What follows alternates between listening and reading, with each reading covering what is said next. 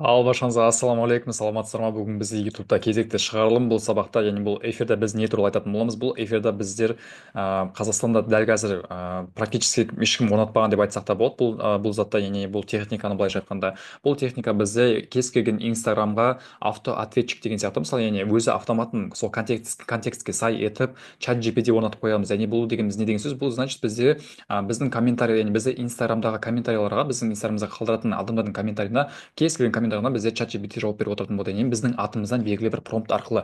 Бұл өте керемет, негізі өте күшті. Өйткені бұл даже бұны Россияның өзінде біз қазір көп қолданылмайды, ал Қазақстанда бұл даже мүлдем де қолданылмайды десем де болады. Бұл негізі ақпараттар көбінесе адамдар курста сататын ақпараттар негізінде, бірақ бұны сіздерге біз тегін береміз деп шештік. Өйткені в принципе жасау қатты қиын да емес, негізінен біз өзіміз бір жасап орнатып қойған болатынбыз. Негізі өте керемет жұмыс жасап тұр. Қараңыздар, бұл не заты, яғни жалпы бұл қандай, түсінбей қалған болсаңыздар, кәдімгідей мысалы сіздің инстаграмдарыңыз болатын болса, сол инстаграмда мысалы комментарий қалдырады ғой кез келген адам, сол адамдарға контекстке сай етіп жауап беретін болды. Мысалы, ол кісі күшті видео екен, керемет екен дейтін болса, оған кері байланыс, қандай кері байланыс беретін болды? Біздің сол бағанағы бот, чат-бот, ол айтады, кері байланысыңыз үшін керемет, сіздер үшін контент жасауға дайынбыз деген сияқты, сондай бір күшті бір комментарий қалдыратын болды. егер де андай хейт жазатын адамдар болатын болса, ол кісіге айтуы мүмкін, егер контентіміз ұнамаса кешірім сұраймыз, алдағы уақытта жақсартуға тырысамыз деген сияқты. Сондай жалпы осындай бір кез келген комментарийға сол комментарийға сай етіп жауап беретін болды. Кәдімгі обычный емес, кәдімгі чат GPT чат-бот. Оны сіз белгілі бір промпт жазып қойсыз, мысалы, мен осындай адаммын, сен менің инстаграмның комментарийына жауап беретін адамсың, чат-ботсың, адамдарға осылай жауап бер деген сияқты промпт жазатын боламыз. И все, жалпы кірсек примерно мынандай ғой, қараңыздар. Так, мынаны алайық, мысалы, біз мына жақта өзіміздің обучениемізді реклама жасаған болатынбыз. И сол жерде мысалы комментарийда курс бар ма деген адамдар болатын, курс бар ма деген кісілерге дайректке жазып толық ақпарат береміз деген сияқты жазған болатын. Үште мысалы сан қалдырды, сан қалдырса тоже мынандай біз өзіміз не жасап қойғанбыз, настройкасын жасап қойғанбыз, что оның дайректіне барады, сообщение барады. Сондай сияқты жазатын болатын. Мысалы, сондай мұғалімге курс бар ма деген сияқты мысалы ақпарат қалды, соған тура дайректке жаздым, сол ақпарат береміз деген сияқты. Жалпы өте керемет күшті чат-бот, негізінде өте керемет жұмыс жасайды бұл дегеніміз, яғни контекстке сай етіп. Мысалы, біз көбісіміз білеміз, бізде алгоритммен жұмыс жасайтын чат-бот бар. Алгоритммен жасайтын чат-боттың айырмашылығы қандай? Яғни алгоритм дегеніміз андай ғой, мысалы, тек комментарий 3 санын қалдыр, немесе текст деген сөз қалдыр, мен саған PDF форматта осындай бонус беремін деген сияқты чат-боттар бар ғой. Бұл ондай чат-бот емес, өйткені бұл кез келген комментарийға жұмыс жасайтын болады. Ал бағана айтқан чат-бот ол тек қана белгілі бір комментарийға ғана жұмыс жасайтын болады. Яғни ключевой сөз қойып қояды, ключевой сөзге, яғни осындай ключевой сөз жазыңыз, соған ғана, яғни сол ключевой сөз жазған адамдарға ғана бонус берілетін болды. Ал бұл жерде ол ондай емес, кез келген комментарийға ақпарат беретін болады, сол контекстке сай етіп сіздің айтқаныңыз бойынша. Все, кірсек, ол үшін бізге бүгінгі сабақта біз қолданатын ең бірінші ол make.com деген қолданамыз. Оған біз қалай кіреміз дейтін болсаңыздар, Google-ға кіріп make деп жазамыз, және make ағылшынша make десеңіздер шығады өз негізінде. Так, make.com десаңыз, и сіздерге алғашқы болып шығатын болады. Осыған кіреміз. Кірген кезде бізде тіркелу өту керек болады. Біз тіркелу өте оңай, Google Chrome'мен немесе почтаңызбен тіркеліп ары қарай кіресіздер. Кіргеннен кейін сіздерге бұл жерде негізінде ең азы бір $10 тариф бар. Сол $10 тарифті сатып алсаңыздар болады, немесе сатып алмасаңыздар болады, өйткені алғашқысында сіздерге тегін ұсынатын болады. Сол үшін тегін тест жасап көрсеңіздер болады оның жұмысын. Яғни кірген кезде бізде интерфейс ағылшынша болады. Бізге сценарий деген жерге кіру керек болады. Сценарий деген жерге кіретін болсақ, бізде мен өзім уже дайындап қойғанмын, сіздерге арнайы шаблон дайындап қойдым. Мен уақыт алып отырмау үшін, біз настройкасын жасап отырмау үшін мен уже дайын шаблон жасап қойған болатынмын. Ол үшін так, Instagram контентке кіремін, edit басамын.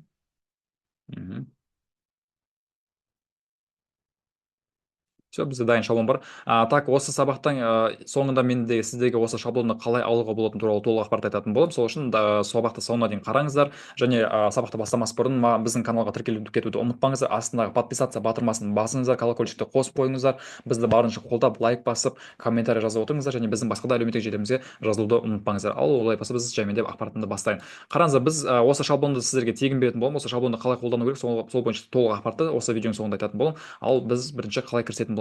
Бізге ең бірінші осындай инстаграмның веб-хук ашу керек болады. Инстаграмның несін веб-хугын ашып болғаннан кейін біз настройкасын жасаймыз. Настройкасын жасау үшін біз аламыз да connection деген жерге мына жаққа біз өзіміздің инстаграмымызды тіркейтін боламыз. Ол үшін біздегі мына жаққа add деген ағылшынша батырманы басатын болсақ, өзіміздің Facebook аккаунтымызды жазатын болсақ, мына жаққа яғни атын немесе просто там тест 1-2 деп жазсаңыздар болады.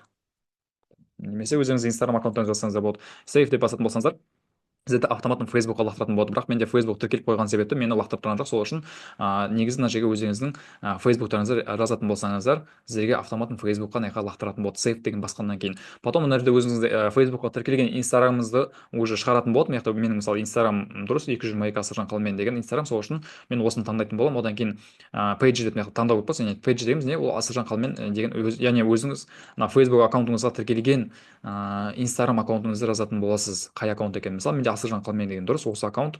Одан кейін не, біз лимит деген 6-ға қоя саламыз, ештеңе өзгертпейміз, дәл осы күйінде. Потом окей дегеннен басамыз. Одан кейін бізде келесі уже тағы да бір инстаграмға виджет ашатын боламыз, и бұл жерде біз уже комментарийға жауап беретін инстаграмның виджетін ашамыз. Бұны басамыз. Басқан кезде бізде қайтадан өзіміздің аккаунтымызды таңдаймыз, бағанағы аккаунтымызды өзіміздің яғни тіркеген фейсбук аккаунтымызды таңдайтын боламыз.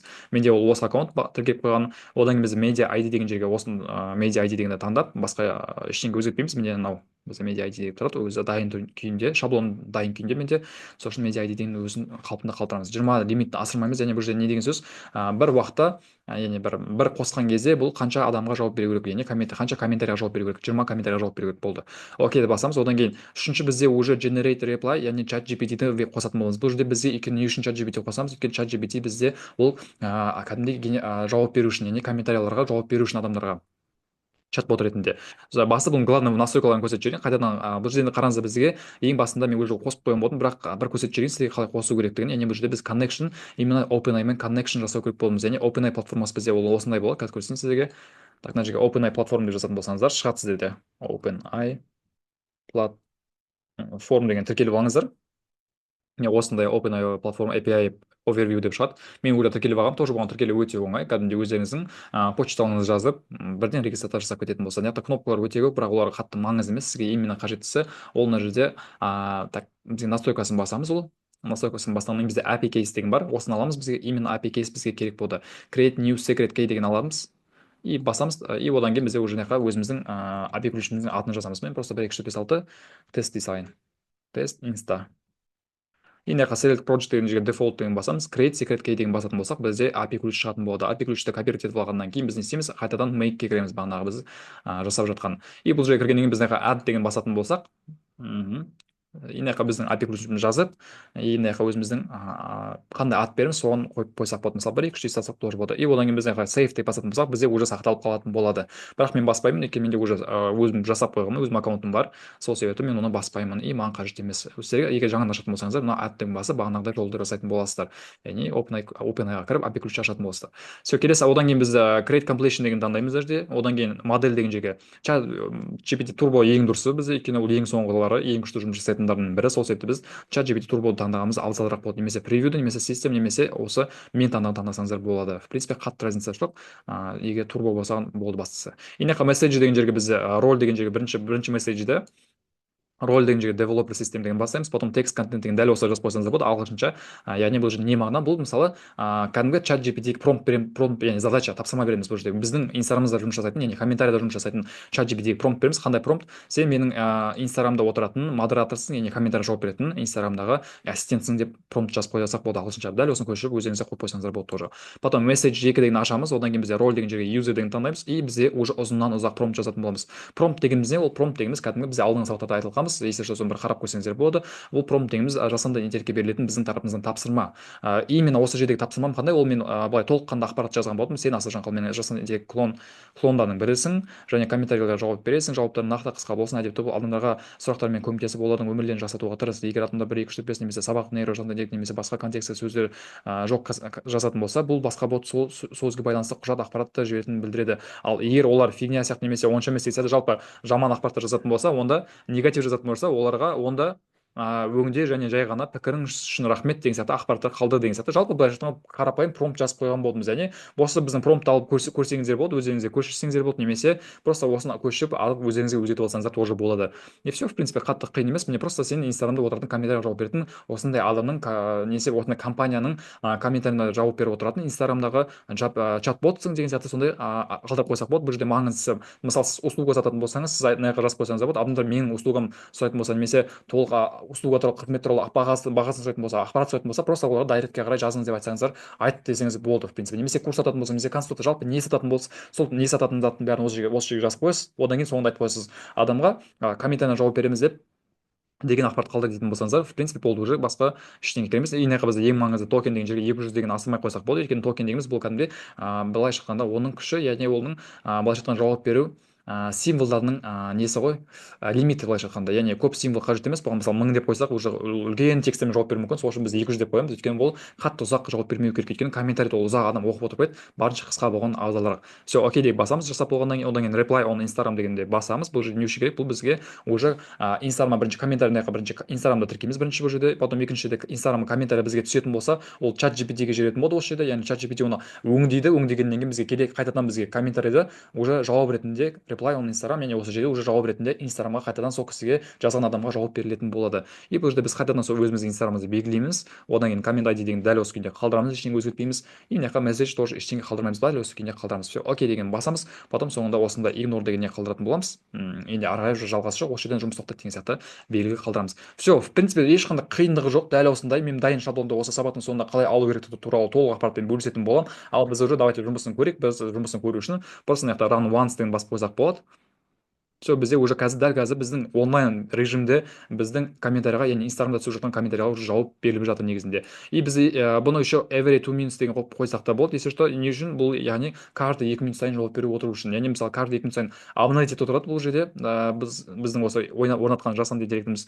И каждый 2 минут сайын уже обновить етіп, каждый 2 минут сайын түскен комментарийларға жауап беріп отыратын болды. Бірақ бұл жерде 2 минут сайын қоюға негізі қатты кеңес бермеймін. Өйткені мысалы каждый 2 минут сайын комментарийға, мысалы сізге егер көп комментарий түсетін болса, онда 2 минут сайын обновление жасаудың қажеті жоқ. Сізге примерно 15 минут немесе даже бір сағат сайын обновление жасап отырса жеткілікті негізінде. Немесе даже 15 минут қойсаңыздар болады минимально. Бірақ ескеріңіздер, сіздің егер инстаграм аккаунтыңыз өте үлкен болатын болса, прям андай бір миллиондаған подписчигі бар, немесе 500 мың 300 мыңдаған подписчигі болатын болса, және сізге сағатына бір 100-ден астам комментарий түсетін болса, оның бәріне қосып қою қатты дұрыс болмайды. Өйткені не үшін? Өйткені сіздің комментарий жазу мүмкіндігіңізден бірнеше күнге бан беріп тастауы мүмкін. Инстаграмыңызға бан бермейді, бірақ комментарий жаза алмай қаласыз. Мысалы сіз өзіңіздің аккаунтыңыздан комментарий жаза алмай қаласыз, және чат-бот тоже жаза алмай қалады. Өйткені андай бір уақыттың ішінде көптеген комментарийға жауап берілетін болса, онда бұл банға, яғни сіз комментарий жаза алмайтын бан беріп тастауы мүмкін. Бірақ бірнеше күнге, бірақ соның өзінде не советую. Сол үшін бұны күніне бір рет қана қоссаңыздар болады, немесе егер яғни сіздің аккаунтыңыз өткен болатын болса. Ал егер аккаунтыңыз қысқа, мысалы 100 мыңға дейін аккаунт подписчик бар, және сізде сағаттан бір максимум бір 50-ге дейін комментарий түсетін болса, онда қосып қойсаңыздар в принципе болады. Яғни бұны каждый 60 минут сайын жасап қойсаңыздар болады. Activate сценарий деп басатын болсаңыздар, уже жұмыс жасайды. Яғни мына жаққа міне бағанағыдай every 1 hour деген басатын болсаңыздар, все, бізде уже жұмыс жасайтын болады. Все өзгерді. Окей деп басаса болды, сізде уже каждый бір сағат сайын обновление болады. Яғни каждый бір сағат сайын сіздерде бір комментарий түсетін болса, сол бір сағаттың ішінде соларға жауап беріп отыратын болады. Ал давайте жұмысын көрейік, қалай жұмыс жасайтын примерно. Ол үшін біз бірінші бірінші иконканы басатын боламыз. Бірінші иконканы басқаннан кейін бізде өзіміздің инстаграм аккаунтымызды белгілеп жібереміз. Менде осы келіп тұр уже. Так, все белгіленді. Енді лимиті 6 деп қойсақ, и все, окей деген басып көрсек, бізде қазір не шығады? Бізде бірнеше вариант шығатын болады. Біз давайте мынаның бәрін all деп баса салайық. Немесе так, несе мынау дұрыс болады. Егер мысалы сізге бір күн бұрынғы сообщениялар, яғни комментарий түскен комментарийларға инстаграмға солардың бәріне жауап бергенін қаласаңыз, онда science specific date деген бар, соны бассаңыз болады. Немесе all деген басатын болсаңыз, және бүткіл осыған дейінгі мысалы бір шамамен бір жарты жыл, точнее жарты айдың ішіндегі комментарийларға жауап берілетін болады. Одан кейін немесе from now on деген басатын болсаңыз, яғни дәл қазіргі сәттен бастап, қазір окей деп басып старт басылғаннан кейінгі сәттен бастап келесі комментарийға жауап берілетін болады. Бізге давайте так ол емес, бізге именно мынау қажет. Мынау science specific date деген бар ғой. Соны басамыз. Және біз белгілі бір уақыттан бастап жауап берілу керек. Мысалы, давайте date деген жерге бір күн бұрын, мысалы 4 қаңтар сағат примерно таңғы 11:30 дейікші, 11:36-дан бастап комментарийларға жауап берсін. Окей дегенді басайық. Окейді басқаннан кейін біз не істейміз? Біз run once дегенді басамыз. Мына жерде тұрған астындағы старт деген басамыз. Старт кетті, все, мына жаққа кетті. Чат GPT-ге ответтер кетті. Иә, чат GPT-дің артынан инстаграмға жауаптар кетіп отыр уже. Бір жауап кетті міне, 2. Так, 2. И дәл осы уже біз бұл бір рет қосып қойсаңыз, уже ары қарай жұмыс жасай беретін болады. Ары қарай мысалы комментарийлардың бәріне уже жауап берілетін болады. Бірінші чат GPT-ге түседі, чат GPT уже қайтадан кері байланыс инстаграмға жіберіп отыратын болады. Міне получается 4 комментарий дәл сол сияқты уже ары қарай уже онлайн түрде өзі инстаграмдағы келіп жатқан түскен хабарламаларға, яғни келіп түскен комментарийларға дәл осылай жауап беріп отыратын болады примерно. Жалпы идеясы түсінікті болды деген ойдамын. Примерно жауаптарын көріп отыру үшін біз инстаграмның өзіне кіріп көрсеңіздер болады. Бізде просто қазір көрсетейін десем, бізде уведомление өте көп. Оның ішінен қазір именно қайсысына жауап беріп отырған пока что нақтысын білмейміз. Бірақ в принципе так, иә, бізде обновление мына жақта қарасаңыздар бізде өте көп комментарийлер түседі, өте көптеген уведомление бізде. Сол үшін нақты қайсысына түсіп жатқан пока белгісіз, бірақ нақты бізде осы уақыттың ішінде жауап беріліп жатыр деген сөз. Яғни мына жерде уже 4 комментарийға жауап берілді деген сөз. Примерно мына жақта көрсеңіздер болады, міне оперейшн барлығы жауаптарын көрсеңіздер болады. Яғни қай комментарийға видеоға екен, точнее қай видеоға жауап берілгенін көргіңіз келетін болса, мына жақта примерно. Мхм. Иә, міне мына жақта мысалы уже жауаптар берілгенін көруге болады. Мысалы комментарийдің ID бар мына жақта.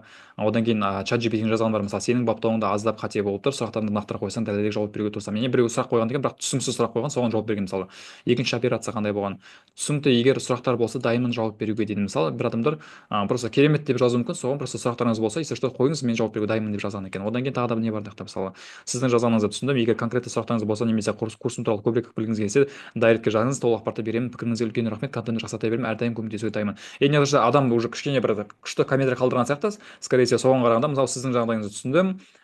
Уже қараңыздаршы, даже адам курс туралы немесе жалпы ешқандай сіздің өніміңіз туралы ақпарат сұрамауы мүмкін, бірақ соның өзінде бұл деген уже былайша айтқанда пихать етіп жіберуі мүмкін да. Пихать ету деген андай мағынада, жақсы мағынада енді ұсынуы мүмкін да, сіздің өніміңізді былайша айтқанда ұсынуы мүмкін. Бұл тоже как бы жанама да, былай айтқанда сіздің өніміңіз туралы жанама жасап отыр. Бұл тоже өте керемет, негізі бұны қосып қойған тоже өте үлкен плюс болады. И тоже жақтан түсіндім, асылжан қалменнің жасанды интеллект бірі ретінде сіздің парақшаңыздағы комментарийлерге жауап беруге дайынмын деген сияқты тоже адамдарға в принципе комментарий қалдырған екен. Өте баналь, өте керемет, қатты бір жасау қатты қиын да емес. Өзіңіз көріп тұрғандай осы дайын шаблонды енді алу үшін қалай жасаймыз, біз просто видеоға лайк басыңыздар, комментарий қалдырыңыздар міндетті түрде, және біздің каналға подписаться етіп басып, колокольчик қалдырғаннан кейін біздің бүткіл инстаграмға және телеграмға подписаться етіп, астындағы телеграм каналға біз сілтемеге өтіңіз. Сол телеграм каналда сілтемеге өткеннен кейін біз сол жерде өзіміздің осы дайын шаблонымызды қалай қолдануға болады, уже дайын шаблонды алып өзіңіздің инстаграмыңызды мына жерге жазып, ары қарай қалай қолдануға болатыны туралы толық ақпаратты бөлісетін боламыз. Сол үшін біздің телеграм каналға өтіңіздер және біздің каналға тіркелуді ұмытпаңыздар. Келесі сабақта кездескенше.